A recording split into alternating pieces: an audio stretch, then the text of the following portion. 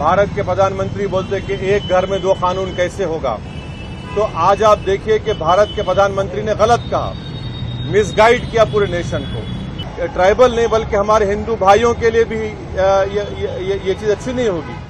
हमने तेलंगाना के मुख्यमंत्री और वजीर आला से ये कहा कि आप उसका अपोज करिए, उसकी मुखालिफत करिए। हमने चीफ मिनिस्टर को इस बात का याद दिलाया कि पिछले 10 साल से तेलंगाना स्टेट में उनकी सरकार है।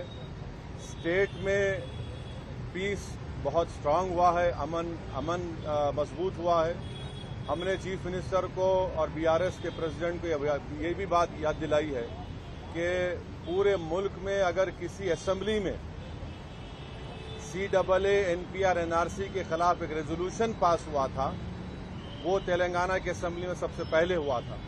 और हमने चीफ मिनिस्टर को अपने रिप्रेजेंटेशन में ये बात दिलाई कि जब CAA का रेजोल्यूशन तेलंगाना में असेंबली में पास हो रहा था तो उस वक्त बीआरएस की हुकूमत ने, सरकार ने उस रेजोल्यूशन में प्लुरलिज्म और सेकुलरिज्म की बात की। तो हमने चीफ मिनिस्टर को ये बावर किया, ये इम्प्रेस किया कि यूसीसी हमारे देश के प्लुरलिज्म के लिए एक अच्छी बात नहीं है, सेकुलरिज्म के लिए अच्छी बात नहीं है। हमने चीफ मिनिस्टर से all India Muslim personal law board ने जो all India Muslim personal law board ने एक नोट दिया है जो 74 पेजेस पर मुश्तमिल है, उसके इम्पोर्टेंट पॉइंट्स हमारे प्रेसिडेंट मौलाना खालिद सैफुल्लाह रहमानी साहब उनको बताए हैं कि कैसे बीजेपी यूसीसी के नाम पर इस मुल्क के प्लुरलिज्म और सेकुलरिज्म को कमजोर करना चाहती है। हमने बीआरएस के प्रेसिडेंट, वो तेलंगाना के चीफ मिनिस्टर को भी बताया कि सिर्फ ये मुस्लिम माइनॉरिटी का मसला नहीं, ये क्रिश्चियंस का भी मसला है। ये मसला ट्राइबल से भी जुड़ा हुआ है और सिर्फ नॉर्थ ईस्ट के ट्राइबल नहीं है, तेलंगाना में ट्राइबल है, मध्य प्रदेश में ट्राइबल है, छत्तीसगढ़ में ट्राइबल है, गुजरात में ट्राइबल है, राजस्थान में ट्राइबल है। उनका एक कल्चर है और उसका तहफ़्फ़ुज़ करना, और ये सिर्फ ट्राइबल नहीं बल्कि हमारे हिंदू भाइयों के लिए भी ये चीज़ अच्छी नहीं होगी, क्योंकि हिंदू अनडिवाइडेड फैमिली के तहत 3000 करोड़ का टैक्स रिबेट हमारे हिंदू भाइयों को मिलता है। 2015 के इनकम टैक्स के फिगर्स हैं। और अगर यूसीसी आएगा तो Hindu succession act, Hindu marriage act, ये तमाम चीज़ें ख़त्म हो जाएंगी। तो ये मुल्क के लिए ठीक नहीं है। हमारे मुल्क का प्लुरलिज्म हमारे मुल्क की खूबसूरती है और भारत के प्रधानमंत्री को प्लुरलिज्म से एलर्जी है, वो प्लुरलिज्म को पसंद नहीं करते। हमने चीफ मिनिस्टर को के चंद्रशेखर राव के बताया कि भारत के प्रधानमंत्री बोलते कि एक घर में दो कानून कैसे होगा। तो आज आप देखिए कि भारत के प्रधानमंत्री ने गलत कहा, मिसगाइड किया पूरे नेशन को। हमारे मुल्क में सीआरपीसी हर स्टेट में अलग है। हमारे मुल्क में 2 कानून है। अगर आप देखेंगे तो नागालैंड में सीआरपीसी का अभी तक इम्प्लीमेंटेशन नहीं हुआ। हमारे देश में अगर आप कोई बड़े बड़े मल्टीनेशनल कंपनीज है, उनका आर्बिट्रेशन की हमने सहूलत दी कि वो सिंगापुर जाकर आर्बिट्रेशन करा सकते हैं। तो ये बात कहना प्रधानमंत्री का बिल्कुल गलत है। प्रधानमंत्री प्लुरलिज्म को पसंद नहीं करते। तो ट्राइबल का मसला है, सिर्फ नॉर्थ ईस्ट के ट्राइबल का नहीं है।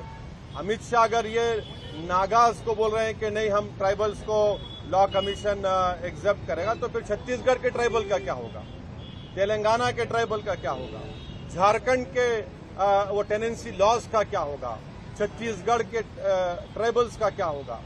तो ये भारत की खूबसूरती, उसका प्लुरलिज्म है, उसकी डाइवर्सिटी है, जो आरएसएस और बीजेपी को पसंद नहीं आती है। तो इसलिए हम सीएम से बात किए और चीफ मिनिस्टर ने साफ और वाज़े अल्फाज में, in clear cut terms, chief minister ने कहा कि बीआरएस पार्टी यूसीसी का अपोज करेगी। बल्कि चीफ मिनिस्टर आगे बढ़ के ये बात कहे हैं कि वो लाइक माइंडेड पार्टी से भी बात करेंगे। हमसे भी कहा कि हम भी जाकर लाइक माइंडेड पार्टी से बात करें। मैं तेलंगाना के डेलीगेशन के बिहाफ पे तेलंगाना के सीएम का शुक्रिया अदा करता हूं कि उन्होंने इन नो क्लियर का, बल्कि क्लियर कट उन्होंने कहा कि हम यूसीसी का अपोज करेंगे और देश में बहुत ज़्यादा दूसरे मसाइल हैं और उन मसाइल पर बीजेपी नाकाम साबित हो रही है। इसीलिए बीजेपी ये सब चीज़ें देश के सामने ला रही है। तो हम उनका शुक्रिया अदा करते हैं। उनकी पार्टी की तरफ से भी एक प्रॉपर मेरे ख्याल से आप लोगों को स्टेटमेंट भी आएगा। और मैं आपके ज़रिए से हमारे आंध्र प्रदेश के हमारे दोस्त जो चीफ मिनिस्टर जगन मोहन रेड्डी है, उनसे भी मैं अपील करूंगा कि जगन मोहन रेड्डी के हम आंध्र की पॉलिटिक्स को समझते हैं, मगर हम उनसे अपील कर रहे हैं कि वो उनकी पार्टी यूसीसी का अपोज करे। जो पार्टी प्लूरलिज्म को मानती है, जो भारत के डाइवर्सिटी को मानती है, जो भारत एक मोज़ाइक है उसको मानती है, तो उनको यूसीसी को अपोज करना है। और अगर जगन मोहन रेड्डी टाइम देते हैं तो हम भी जाकर जगन मोहन रेड्डी से मुलाकात करेंगे। इस मीटिंग में और भी दूसरे इश्यूज भी उठे, माइनॉरिटी वेलफेयर के ताल्लुक से, ओवरसीज स्कॉलरशिप के ताल्लुक से, वक्फ प्रोटेक्शन के ताल्लुक से, ओल्ड सिटी में मेट्रो के ताल्लुक से, साथ ही साथ माइनॉरिटी फाइनेंस कॉरपोरेशन में जो लोन्स हैं, इंडिविजुअल लोन्स जो देना बंद किए हैं, तो चीफ मिनिस्टर ने कहा कि 4-5 दिन के अंदर वो एक 230 करोड़ रिलीज करेंगे, जिसमें ओवरसीज स्कॉलरशिप जो रुकी हुई है और दूसरे जो स्कीम्स हैं। तो ये एक मोटी मोटी बातचीत हुई है। तो हम ये सेक्रेटेरिएट के मसाजिद को जल्द से जल्द और जो दूसरे रिलीजियस स्ट्रक्चर्स हैं वहाँ पर प्लेसेस हैं उसको भी खोला जाएगा। और गच्चीबौली में जो इस्लामिक सेंटर है उसका भी काम शुरू होगा। ये बहुत से इश्यूज के ऊपर सीएम ने हमसे कम 1.5-2 घंटे बातचीत हुई है। हम शुक्रगुजार हैं। इस मीटिंग में केटी रामाराव साहब भी थे। चीफ मिनिस्टर ने हमसे कहा कि मैंने इस मीटिंग की इम्पोर्टेंस को समझते हुए उन्होंने राज्यसभा और लोकसभा के अपने फ्लोर लीडर्स को भी बुला लिया और उनसे भी कहा कि वो यूसीसी के ताल्लुक से clear cut stand BRS party का है कि उसको अपोज करते हैं। ये आज की गुफ्तगू का एक मोटा मोटा है।